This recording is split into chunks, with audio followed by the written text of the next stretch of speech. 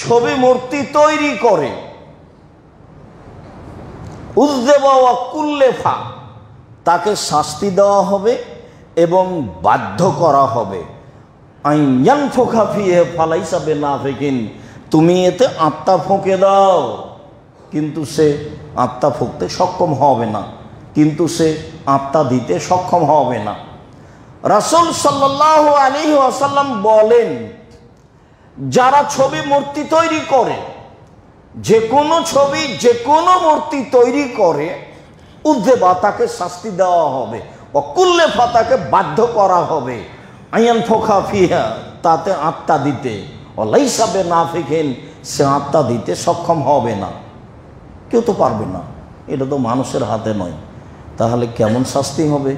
বেকেদাও পড়বে, শাস্তিও হবে। ছবি মূর্তি বাড়িতে রাখা, তৈরি করা, সাধ করা মহাপাপ। আয়েশা রাদিয়াল্লাহু তাআলা আনহা বলেন, কানান নবী সাল্লাল্লাহু আলাইহি সাল্লাম লাম ইয়াকুন ইয়াতরুকু ফি বাইতিহি শাইআন ফিহা তাসালিব ইল্লা নাকাদাহু। আল্লাহর নবী বাড়িতে কোনো প্রকার ছবি মূর্তি রাখতেন না, দেখলেই পেলেই তা ভেঙে ফেলতেন, ছিঁড়ে ফেলতেন, পেলেই তা ভেঙে ফেলতেন, ছিঁড়ে ফেলতেন।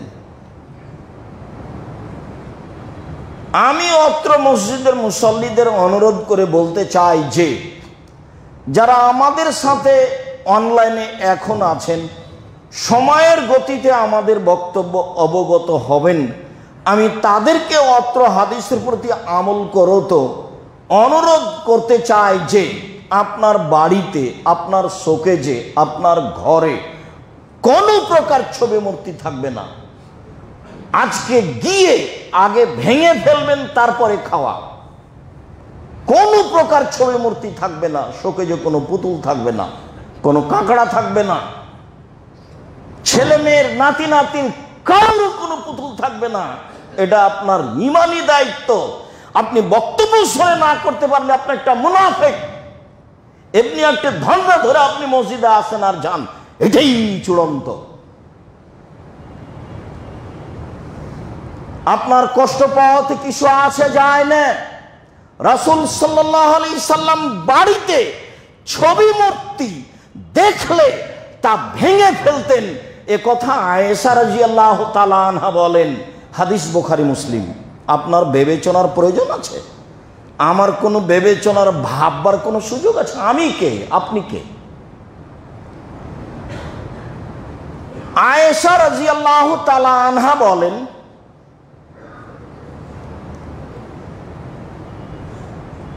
ইদা কাদামান নবী সাল্লাল্লাহু আলাইহি সাল্লাম মিনাস সাফারে, কাদামান নবী সাল্লাল্লাহু আলাইহি সাল্লাম মিনাস সাফারে, একদা আল্লাহর নবী সফর থেকে আসলেন। ওয়া সাতারতু বিকিরামিন লি আলা সাহওয়াতিন লি ফিহা তামাসিল। আল্লাহর নবী একদা বাড়ি থেকে আসলেন, তখন আমি আমার ঘরের জানালায় একটা পর্দা ঝুলিয়েছিলাম, যেই পর্দায় ছিল ছবি। আল্লাহর নবী সফর থেকে আসলেন, তখন আমি বাড়িতে জানালায় পর্দা ঝুলিয়েছিলাম, দেখতে ভালো লাগবে, সেই পর্দায় ছিল ছবি। ফালাম্মা রাআহা রাসূলুল্লাহ সাল্লাল্লাহু আলাইহি সাল্লাম, যখন আল্লাহ রাসূল এই পর্দা দেখলেন, তখন বললেন, শোনো, ইন্না আশাদ্দা আযাবিন ইয়াউমাল কিয়ামা আল্লাযীনা ইযা হুনা বিখালকিল্লাহ, বিচারের মাঠে সবচেয়ে কঠিন থেকে কঠিন শাস্তি হবে ওদের, যারা আল্লাহর সৃষ্টির সাদৃশ্য বানায়। যারা আল্লাহর সৃষ্টির সাদৃশ্য বানায় তাদের সবচেয়ে কঠিন শাস্তি হবে। ওয়া ইউকালু লাহুম আইহুমা খালাকতুম, তাদের বলা হবে, শোনো, যা তোমরা নিজে হাতে তৈরি করেছো তাতে আত্মা প্রদান করো। এই কথা আয়েশা রাদিয়াল্লাহু তাআলা আনহা বলেন। আয়েশা রাদিয়াল্লাহু তাআলা আনহা বলেন, কাদিমান নবী সাল্লাল্লাহু আলাইহি সাল্লাম মিনাস সাফারে, একদা আল্লাহর নবী সফর থেকে বাড়িতে আসলেন। ওয়া আল্লাক্তু দুরনুকান অফিহা তামাসিল, আমি একটা চাদর আমার বাসায় এক সাইডে ঝুলিয়েছিলাম, সেই চাদরে ছিল ছবি। আল্লাহ নবী সফর থেকে আসলেন, আমি বাসার এক সাইডে চাদর ঝুলিয়েছিলাম, যেটাতে দেখে ভালো লাগবে তাতে ছিল ছবি। আল্লাহ রসুল বলেন, আয়েশা আনান জি হা ফামারানি, তিনি আমাকে আদেশ করলেন আনান জি হো, থেকে তুমি খুলে ফেলো, সরাও, ফাই নাজা ফাইনি নাজাতহু, আমি তাকে বলার সাথে সাথে সরিয়ে ফেললাম। হাদিস বুখারী মুসলিম। আপনি বিবেচনা করেন তো দেখি, আজকে কি আপনি বাড়ি থেকে ছবি মূর্তি না সরিয়েই খাবেন? বক্তব্যের উল্টা চলে কোনো ফায়দা নেই, ক্ষতি আছে, এ কথাই ঠিক। রাসূল সাল্লাল্লাহু আলাইহি সাল্লাম বলেন, আয়েশা আগে চাদর সরাও, তারপরে কোনো কথা। উনি বললেন, আমি আগে সরালাম চাদর, আমি তো সাদ করে ঝুলিয়েছি। আনাস রাদিয়াল্লাহু তাআলা আনহু বলেন, কানা কেরামুল্লাহ আয়েশাতা, আয়েশা রাদিয়াল্লাহু তাআলা আনহার একটি চাদর ছিল। ফাসাতারা বিহি বেজানেবে বাইতেহা, সেই চাদর তিনি একদা তার ঘরের এক পাশে ঝুলিয়েছিলেন। সেই চাদরে ছিল ছবি মূর্তি নকশা।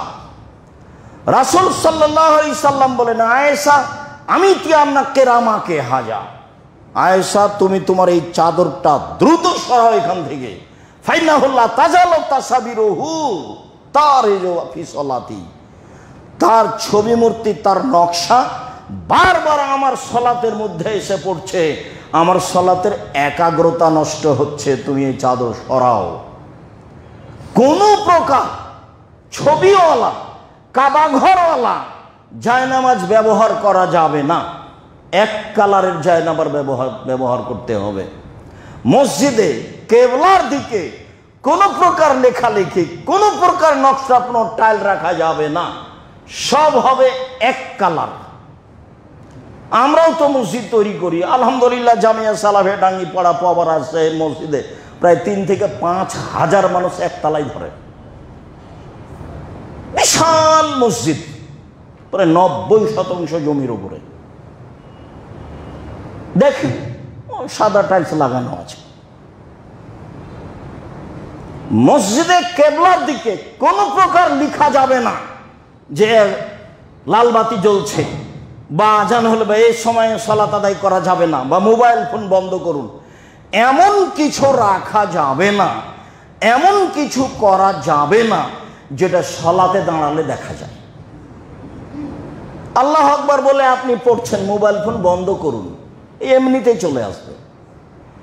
আয়েশা দ্রুত তুমি তোমার চাদরটা আমার এখান থেকে সরাও, তোমার চাদরটা আমার সালাতের একাগ্রতা নষ্ট করছে। হাদিস বুখারী মুসলিম। মসজিদে ডান দিকে লেখা আছে আল্লাহ, আর বাম দিকে লেখা আছে মোহাম্মদ, আবার আহলে হাদিস মসজিদ। ঢাকা সাভার ওই এলাকার, আমি বললাম সন্ধ্যা পর্যন্ত সময় থাকলো, ভেঙে ফেলতে হবে, নইলে সভাপতির সাথে আমাকে কথা বলায়।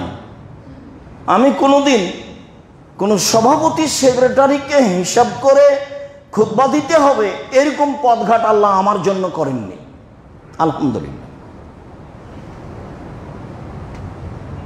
আর এখন তো আলহামদুলিল্লাহ সিজদা করে আল্লাহর শুকরিয়া আদায় করি, জামিয়া সালাফে আপনাদের নিজস্ব সম্পদ, বেরায়েতের নিজস্ব সম্পদ, সে তো 2-1 টাকার জিনিস নয়, প্রায় 51 বিঘা জমি, প্রায় সবই কিনা। আপনার বাড়ির পাশে যেখানে 7 থেকে 10 হাজার মানুষ মসজিদের একতলায় সালাত আদায় করবে, ইনশাআল্লাহ সময়ের ব্যাপার, সব আপনাদের নিজস্ব সম্পদ। সঠিক আকীদার মানুষের সম্পদ। এখন তো আল্লাহ অনেক ব্যবস্থা করেছেন, তাই শুকরিয়া আদায় করি, আলহামদুলিল্লাহ বলে মাঝে মধ্যে সিজদা করে শুকরিয়া আদায় করি। ব্যতিক্রম বেহিসাব সম্পদ। বারবার বলছি, 5000 ছেলে মেয়ে পড়াশোনা করে, 300 জন শিক্ষক শিক্ষিকা আছে, দেশের আছে, ইন্ডিয়ার আছে, সৌদি আরবের সময়ে সময়ে আসে, আরো কত দেশ থেকে আসে। এটা আপনাদের নিজস্ব প্রতিষ্ঠান, নিজস্ব সম্পদ। সেখানে বাইতুল হাম মসজিদ আছে, নির্মাণ হচ্ছে।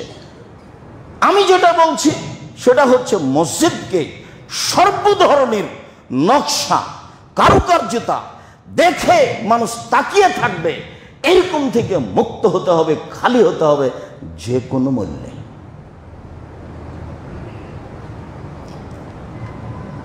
সম্মানিত দিনী ভাই বোন, রাসূল সাল্লাল্লাহু আলাইহি সাল্লাম যা বলেন তা যথাযথভাবে মূল্যায়ন করতে হবে, এটাই উচিত।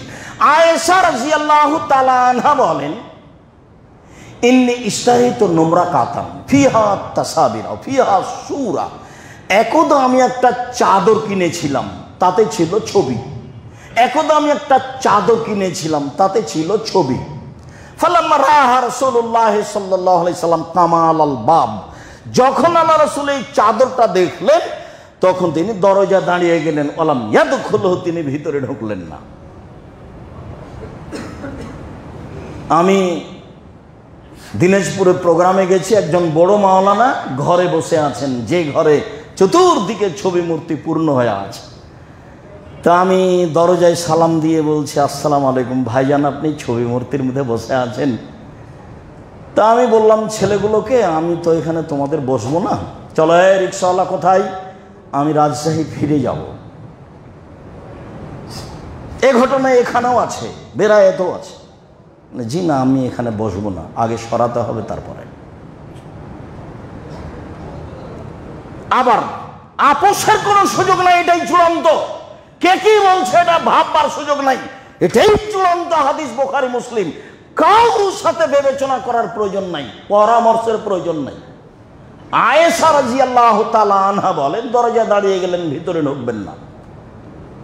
তখন আমি বলছি, ইয়া রাসূলুল্লাহ আমানতু বিল্লাহি ওয়া রাসূলিহি, আমি আয়েশা আল্লাহকে মেনে নিয়েছি, রাসূলকে মেনে নিয়েছি, মাজা আজলাম, তো আমি পাপ কি করেছি, ভেতরে আসছেন না কেন? ফারাতু ফি ওয়াজহিল কারাহিয়াতা, মুখ দেখে আমি বুঝে নিয়েছি তিনি এই চাদরের উপরে অসন্তুষ্ট। আমি মুখ দেখেই বুঝে নিয়েছি তিনি অসন্তুষ্ট। আমি বললাম, আমি আয়েশা আল্লাহকে মেনে নিয়েছি, রাসূলকে মেনে নিয়েছি, বলেন পাপ কি করেছি সেটা বলেন। আপনি কেন দাঁড়ালেন, ভিতরে আসবেন না কেন? আমি পাপের কথা জানতে পারবো না? দাঁড়িয়ে আছেন দরজায়, ভিতরে স্ত্রী, দরজায় স্বামী, ভিতরে আয়েশা রাদিয়াল্লাহু তাআলা আনহা, বাহিরে মুহাম্মদ সাল্লাল্লাহু আলাইহি সাল্লাম। তখন তিনি বলছেন, মা বালো হাজিহিন নুমরাকা, কি ব্যাপার, এই চাদর কিনেছো কেন? এবার উত্তর দিচ্ছেন আয়েশা, ইশতারাইতুহা লাকা, চাদরটা আপনার জন্যই কিনেছি। লিতাকাদুহা, আমি বিছিয়ে দেবো, আপনি চাদর উপরে বসবেন। অতাওয়াসাদাহা, সময় বালিশ হিসেবে ব্যবহার করবেন, আমি তো আপনার জন্যই কিনেছি। অনেক সময় সুবিধা হলে স্বামী স্ত্রী স্বামীকে না বলে প্রয়োজনীয় জিনিস নিতে পারে। আমি আপনার জন্যই কিনেছি, আপনি এই চাদর উপরে বসবেন, এটা আপনি বালিশ হিসেবে ব্যবহার করবেন, এই জন্য আমি নিয়েছি। তখন আল্লাহ রাসূল বলছেন, আয়েশা ইন্না আসহাবা হাযিহি সুওয়ার ইয়াদবুনা ইয়াউমাল কিয়ামা, যারা এই ছবি মূর্তি তৈরি করে তাদের বিচারের মাঠে কঠিন শাস্তি হবে। ওয়া ইউকালু লাহুম আইহুমা খালাকতুম, এবং তাদেরকে বলা হবে যা তৈরি করেছো তাতে আত্মা প্রদান করো। সাথে সাথে আয়েশা তুমি স্মরণ রেখো, ইন্নাল বাইতা আল্লাযী ফিহা সূরা, যে ঘরে ছবি মূর্তি থাকে, লা ইয়াদখুলুল মালায়েকা, যেখানে কুকুর ছবি মূর্তি থাকে সে ঘরে ফেরেশতা থাকে না। অতএব দ্রুত সরাও। হাদিস বুখারী মুসলিম। আপনি আগে দাঁড়িয়ে যাবেন দরজায়, শোকেজ থেকে যত কাঁকড়া আছে সরানোর পরে ভিতরে যাবেন। আমাদের তো আর এত দুশ্চিন্তা নেই, আমরা তো ভাবি না, বাচ্চার হাতে আমরা পুতুল দিই না। যেই কাপড়ে ছবি মূর্তি আছে সেই কাপড় আমরা কিনি না। যদি কিনে বাড়িতে চলে যাই তাহলে দুইটা পথ, একটা হয় ফেরত দেওয়া হবে, না হয় জ্বালিয়ে দেওয়া হবে, সেটা বাড়িতে থাকার সুযোগ নেই। যদি কিনা হয়ে যায় ভুলে, তাহলে ফেরত দেওয়া হবে, না হয় জ্বালিয়ে দেওয়া হবে। মসজিদের যারা দ্বীনি বোন আছেন, আমি তাদেরকে অনুরোধ জানাচ্ছি, আপনি ছবি মূর্তি এবং কার্টুনপূর্ণ পোশাকের ব্যাপারে ভালোবাসা দেখাবেন না। 10 দিন বাঁচতে এসে পাপ করে শিরক করে বাঁচতে রাজি নই।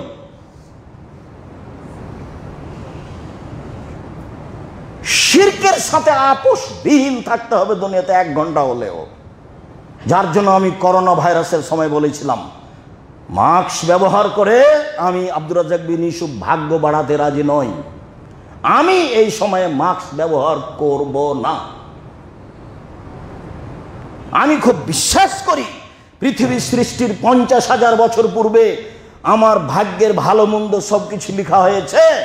সেই দিন যদি করোনা লেখা হয়ে থাকে আর আজ যদি আমি পাথরের মধ্যে ঢুকে থাকি, তবু করোনা আমাকে ধরবেই। ফিউচার পার্কের মালিক তার প্রমাণ, ও তো দেশের পানি খেত না। শুধু আপনার বাড়ির পাশে ঘটনা, ঘর থেকে বের হলে সেই জায়গা আপনি দেখতে পান। আপনার জন্য তো দিনের মতো থাকা দরকার এটা। আর মেডিকেলের সামনে যে করোনাতে মরছে তার উচ্ছিষ্ট সামনে ফেলে দেওয়া হয়েছে, ফকিরে খাচ্ছে উঠিয়ে, কই টাকা তো হয় না। একটু বিশ্বাস করতে হবে, অল্প দিন বাঁচতে এসে শিরক করে বেঁচে থাকার কোনো সুযোগ নেই।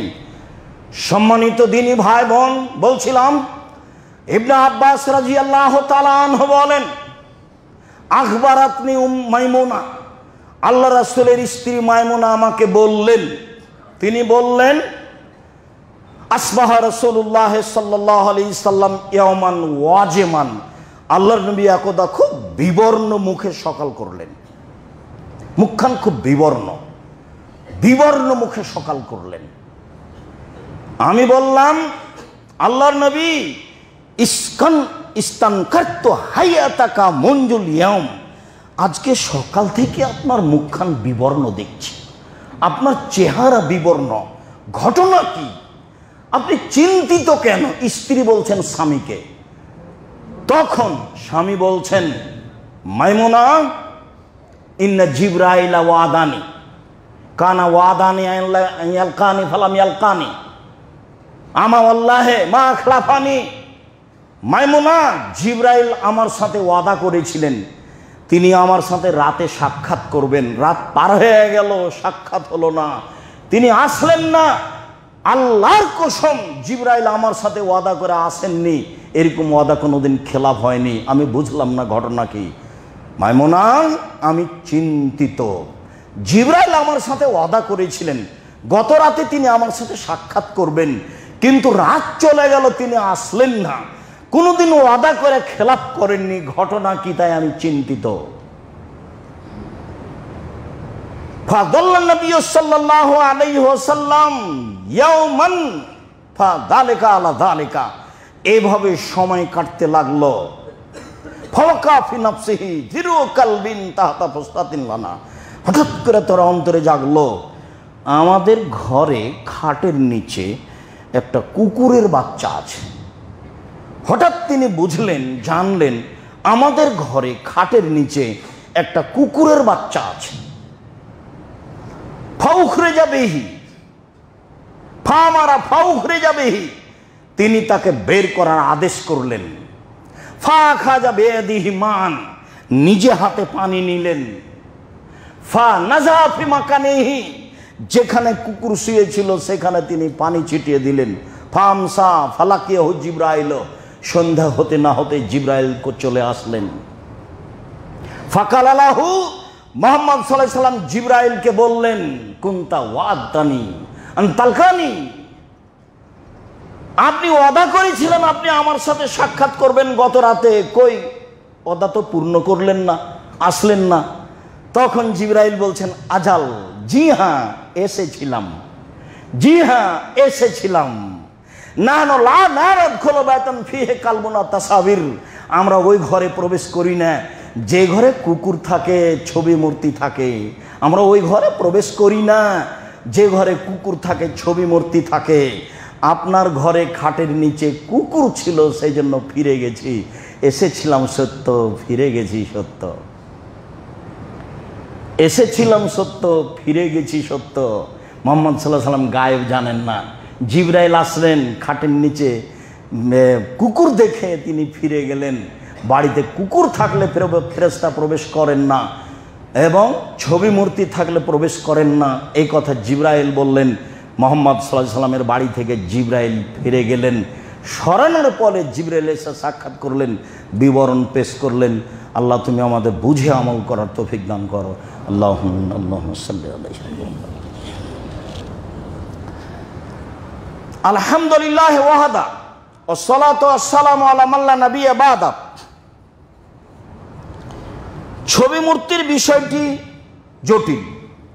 আবু হুরায়রা রাদিয়াল্লাহু তাআলা আনহু বলেন, রাসূল সাল্লাল্লাহু আলাইহি সাল্লাম বলেছেন, ইখরুজু উনুকুন ইয়াউমাল কিয়ামা মিনান নার। জাহান্নাম থেকে বিচারের মাঠে একটি কাঁধ, একটি গ্রীবা বা একটি সাপ বের হবে, একটা গলা, একটা কাঁধ, একটা আকৃতি বের হবে। লাহু আইনানে তাবসুরু ইয়াবসুরু বিহিমা, সে আকৃতি দুটিতে চোখ থাকবে, মানুষকে দেখতে পাবে। ওয়া আইনানে ওয়া উজনানে তাসমানে, দুইটা কান থাকবে, কানে মানুষের কথা শুনতে পাবে। ওয়া লিসানুন ইয়ানতিকু বিহি, একটা জিহ্বা থাকবে, তা দিয়ে কথা বলবে। ফায়াকুলু, বলবে যে ইন্নী ওয়াক্কিলতু বিসালাসাতিন, পৃথিবীর মানুষ শুনে রেখো, আমাকে 3 শ্রেণীর মানুষের জন্য দায়িত্ব দেওয়া হয়েছে। 3 শ্রেণীর মানুষের প্রতি আক্রমণ করার জন্য আমাকে আদেশ করা হয়েছে।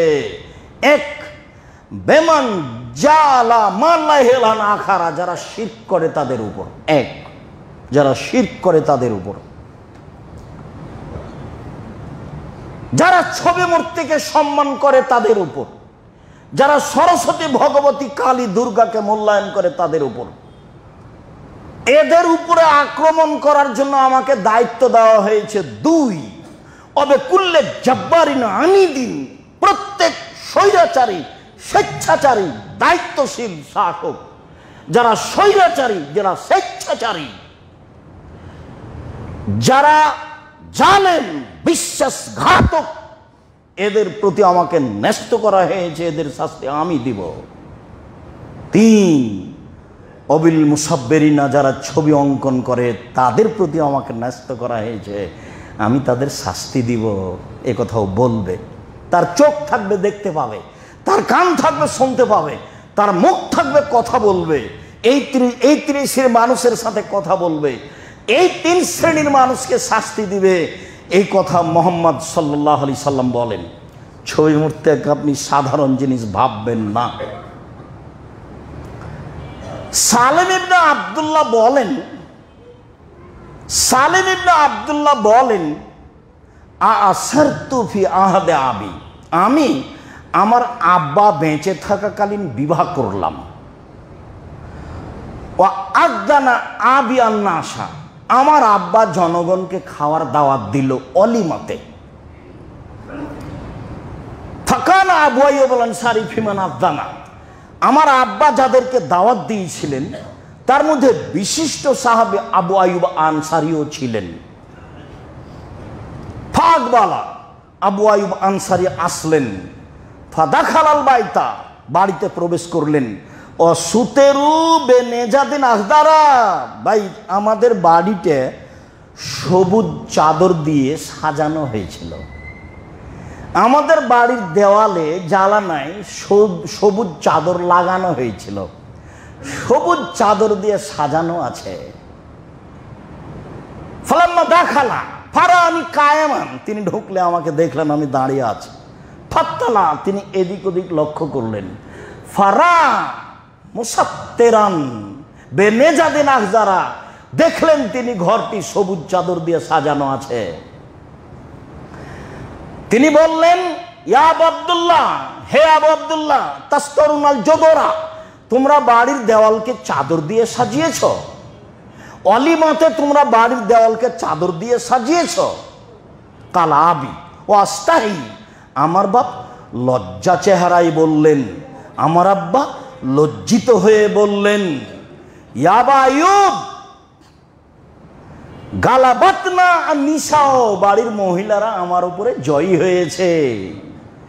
আবু আইয়ুব আনসারী, বাড়ির মহিলারা আমার উপর জয়ী হয়েছে। কালা, তিনি বললেন, মান খাসিত আই তাগলেবনা নিসা লাম আকুন আখশা আলাইকা।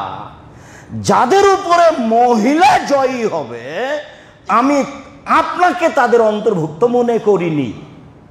শোনেন, আমি আবু আইয়ুব আনসারী বলছি, আমি আবু আইয়ুব আনসারী বলছি, যাদের উপরে মহিলারা জয়ী হবে আমি আপনাকে তাদের অন্তর্ভুক্ত মনে করিনি। লা আতআমু লাকুম তাআমান, আপনাদের বাড়িতে খাবো না আমি। ওয়ালা আদখুলু লাকুম বাইতান, আপনাদের ঘরে ঢুকবো না আমি। ফাখারা যাও, তিনি বের হয়ে চলে গেলেন। দাওয়াত তো প্রতিদিন জুমাতে হই, ভুল বুঝিয়েন না, ভুল বুঝে কোনো লাভ নেই।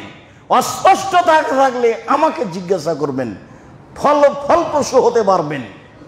অল্প সময় বাঁচতে এসে এদিক ওদিক করে টালবাহানা করে বিচারের মাঠে ঠেকে যান। আমি আপনার কাছের মানুষ, আমি আব্দুর রাজ্জাক বিন ইউসুফ এটা চাইনি। মানুষকে দাওয়াত দিবেন, অলিমাতে টাকা আছে, সারা 10 বেরায়াতের মানুষকে খাওয়ান, তাতে আসে যায় না। ঘর সাজানো হবে না এভাবে, ছবি মূর্তি উঠানো হবে না এভাবে, বাড়ি সাজানো হবে না এভাবে, এটাই চূড়ান্ত। আবু আইয়ুব আনসারী বললেন, তোমাদের খাদ্য খাবো না, তোমাদের বাড়িতেও থাকবো না। আমি তোমাদের খাদ্য খাবো না, তোমাদের বাড়িতেও থাকবো না।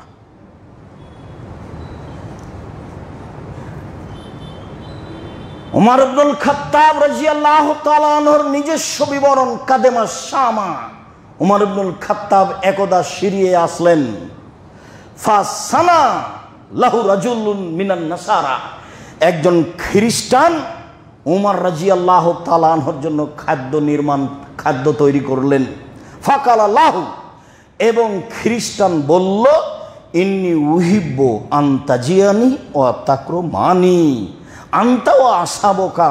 শোনেন উমর, আমি আপনাকে ভালোবাসি, আমি আপনার জন্য বাড়িতে খাদ্য রান্না করেছি, আপনি আপনার সঙ্গী সাথী সহ এসে আমাকে সম্মানী করবেন। ওয়াহুয়া রাজুলুন মিন উজামাই শাম, ইনি সিরিয়ার নেতাদের একজন, বড় নেতা, খ্রিস্টান, সিরিয়ার বড় নেতাদের একজন। আমি বড় এক নেতার বাসায় গিয়ে বললাম যে আগে ছবি মূর্তি সরান, তারপরে আগে মূর্তিটা নামান, তারপরে কোনো কথা। বলছেন, শোনেন, আপনি উমর, আপনি আমার বাড়িতে আসলে আমি হব সম্মানী। ও হলো খ্রিস্টান, ও একজন বড় নেতা খ্রিস্টান। উমর বলছেন, শোনেন, লা আদখুলু কানায়েসাকুম, আমি তোমাদের গির্জা ঘরে প্রবেশ করি না। মিনাজলি সোয়ারে, ছবির কারণে, মূর্তির কারণে, আল্লাহ তেফিয়া, যে ছবি মূর্তি আছে সেই কারণে আমি তোমাদের গির্জা ঘরে প্রবেশ করি না। আমি উমর, তোমাকে সম্মান করতে আমার কোনো আপত্তি নেই, কিন্তু তোমাদের গির্জা ঘরে মূর্তি আছে, সেই জন্য আমি তোমার দাওয়াত নিলাম না। উকবা ইবনে আমর রাদিয়াল্লাহু তাআলা আনহু বলেন, আন্না রাজুলান সানা লাহু তামা, উকবা ইবনে আমেরকে একজন লোক, তিনিও সাহাবী, দাওয়াত দিয়েছিলেন। ফাদাহু, খাদ্য পানি তৈরি করে দাওয়াত দিলেন। ফাকালা, উকবা ইবনে আমের বললেন, হাল ফিল বাইতে সূরাতুন, আপনাদের বাড়িতে ছবি আছে কি? কালা নাম, তিনি বললেন হ্যাঁ। ফা আবাইয়াত খোলা, তিনি বাড়িতে ঢোকা বন্ধ করলেন, নাকচ করে দিলেন, জি না, আমি আপনাদের বাড়িতে প্রবেশ করব না। হাত্তা কাসারা সৌরাতা, যতক্ষণ পর্যন্ত ছবি মূর্তি ভেঙে না ফেলা হয়েছে। যখন ছবি মূর্তি ভেঙে দেওয়া হলো, সুম্মা দাখালা, তারপর তিনি প্রবেশ করলেন। সাহাবীর নিজস্ব বিবরণ বলছি, উমারের নিজস্ব বিবরণ বলছি, জিবরাইলের নিজস্ব বিবরণ বলছি আপনার সামনে। উনিও সাহাবী প্রবেশ করলেন না, আর উনি তো বললেন যে আমি গেলাম, আপনার বাড়িতে ঢুকবো না, আপনার খাদ্যও খাবো না। সব ছবি মূর্তির কারণ। আবু হুরায়রা রাদিয়াল্লাহু তাআলা আনহু বলেন,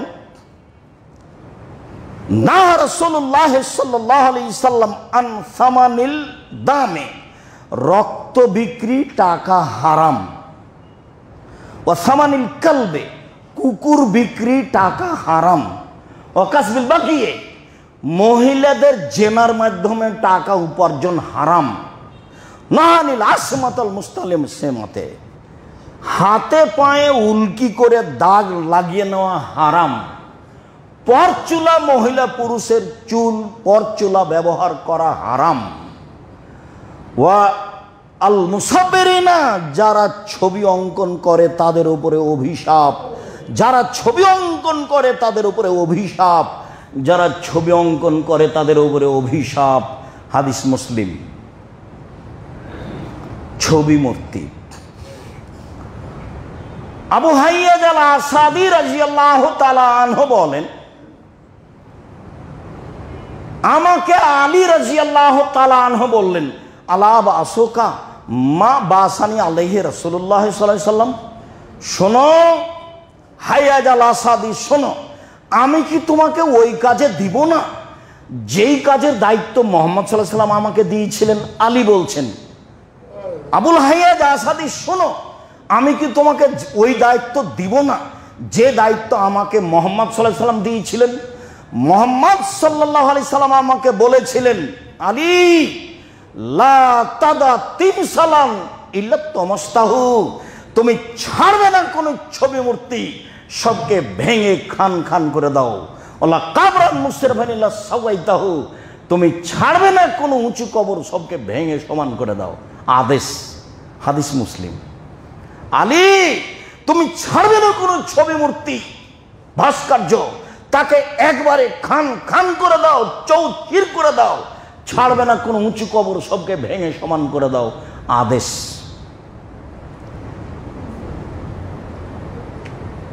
ইব্রাহিম আলাইহিস সালাম বললেন, তাল্লাহে লাকিদান্না আসনামাকুম, আল্লাহর কসম আমি তোমাদের মূর্তি ভেঙে দিব, আল্লাহর কসম আমি তোমাদের মূর্তি ভেঙে দিব। ইব্রাহিম আলাইহিস সালাম বলছেন, আল্লাহর কসম আমি তোমাদের মূর্তি ভেঙে দেব। ফাজালাহুম দুদাদা, এই কথা বলার পরে তারা যখন এলাকা ছেড়ে গেল কোনো কাজে, সেখানে গিয়ে একবারে সব মূর্তিকে একবারে টুকরা টুকরা খান খান একেবারেই মাটির সাথে সবকে মিশিয়ে দিলেন ভেঙে চৌচির করে। তারা যখন তাকে ডেকে বলল কে করেছে, তখন বললেন, ওই যে বড়জন কুড়াল ঘাড়ে করে আছে, তা কি বলে? হ্যাঁ, ও কি কথা বলতে পারে? ও যে কথা বলতে পারে না, তার ইবাদত করো কি করে? তখন তার আরও খেপে গেল, গর্ত খুঁড়ে আগুন দিয়ে ইব্রাহিম আলাইহিস সালামকে আগুনে ফেলে দিল। তখন আল্লাহ বললেন, ইয়া নারু কুনি বারদাম ওয়া সালামা, আগুন ঠান্ডা শীতল হও, ইব্রাহিমের ক্ষতি হয় না যেন। জড়বস্তু আল্লাহর কথা মানে। দেখেন, আল্লাহ বলছেন জড়বস্তুকে, আগুনকে। ইব্রাহিম আলাইহিস সালাম মূর্তি ভেঙে দিয়েছেন, মূর্তি গড়তে আসেনি। স্বাধীনতার নাম দিয়ে যারা মূর্তি গড়েছে তারা অন্যায় করেছে। শুধু সেই কেন, দেশে যত ছবি মূর্তি আছে হিন্দুদের নিজস্ব দেব দেবতা ব্যতীত সবকে ভেঙে চৌচির করে দিতে হবে, এটা আদেশ। আব্দুল্লাহ ইবনে মাসউদ রাদিয়াল্লাহু তাআলা আনহু বলেন, দাখালান নবী সাল্লাল্লাহু আলাইহি ওয়াসাল্লাম মক্কাতা ওয়া হাওলাল মাক্কাতে সিত্তুনা সালাসু মিয়া নসব।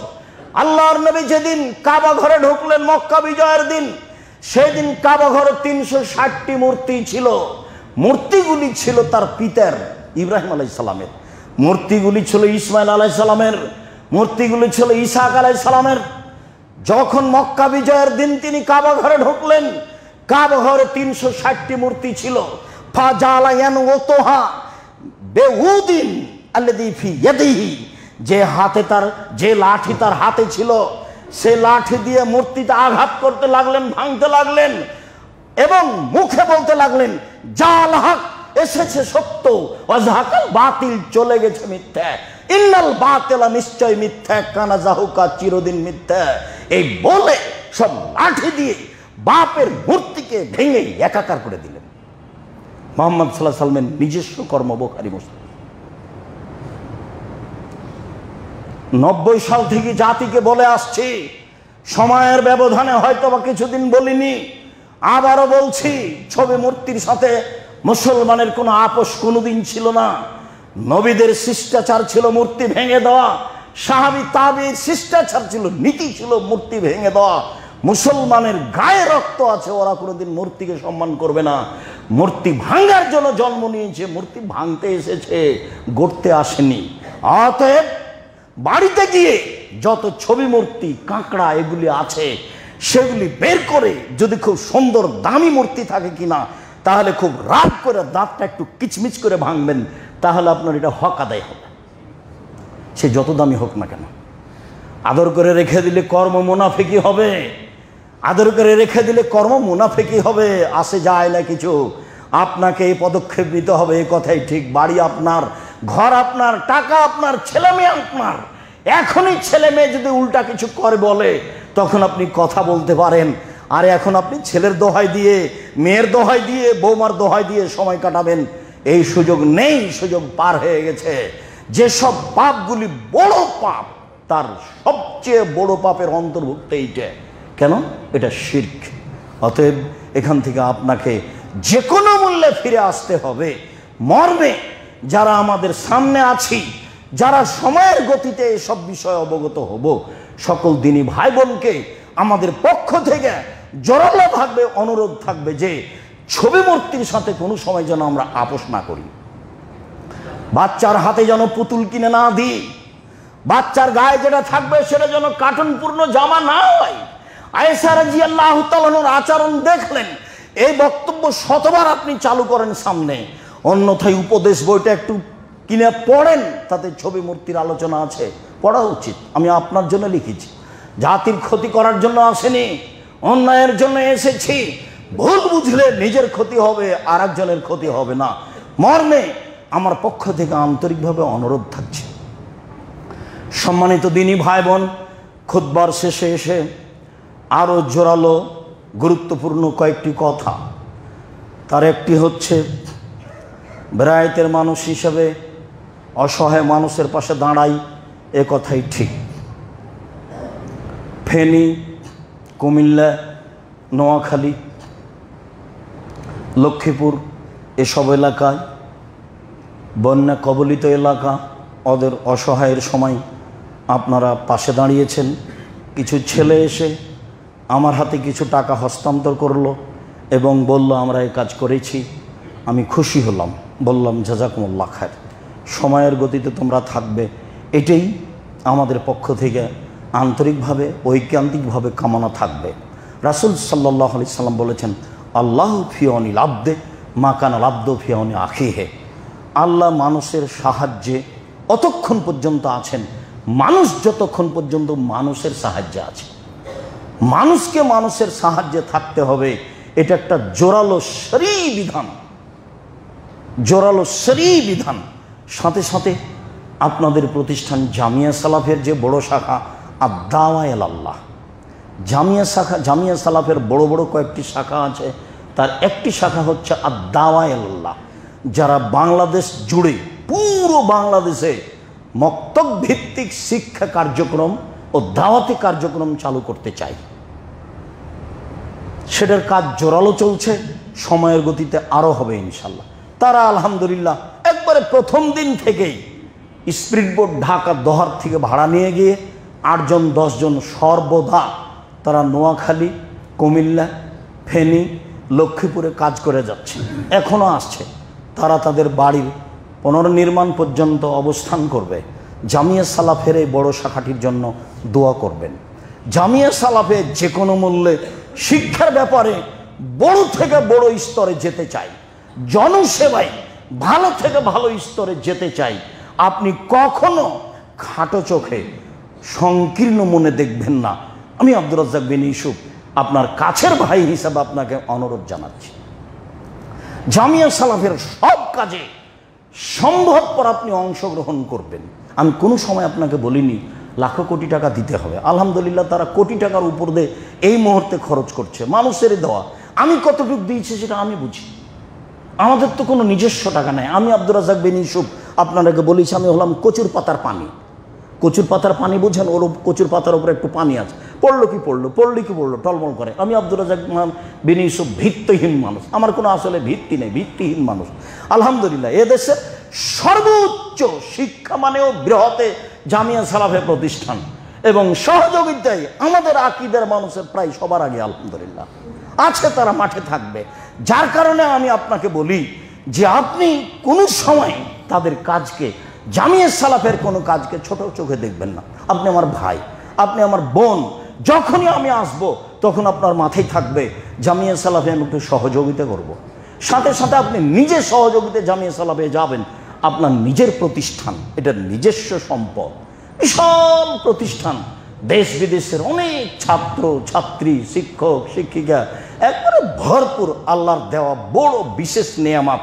আপনি যাবেন, ভালো লাগবে। সম্মানিত মসজিদের মুসল্লি, এই পর্যন্ত বলে বলছি, আল্লাহ বেরায়েতের মুরব্বী, অত্র মসজিদের সাথে সম্পৃক্ত যারা দিনী ভাই বোন সবাই চলে গেছে, তুমি তাদের কবরের শাস্তি মাফ করো, তুমি তাদের কবরকে প্রশস্ত করো, তুমি তাদের কবরকে আলোকিত করো।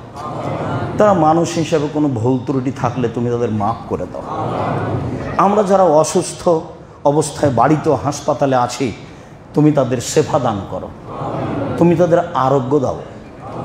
আমরা যারা বেঁচে আছি, তুমি তাদেরকে তোমার রাসূলের পদ্ধতি অনুযায়ী চলার তৌফিক দান করো। অল্প দিন বাঁচতে এসে পরকাল হারাতে রাজি নই, এই সুযোগ তুমি আমাদের করে দাও। অসহায় মানুষের পাশে দাঁড়ানোর সুযোগ দাও। ছবি মূর্তিকে যেন কোনো ক্রমে ভালো না বাসি, ছবি মূর্তির প্রতি তুমি আন্তরিক ঘৃণা দাও।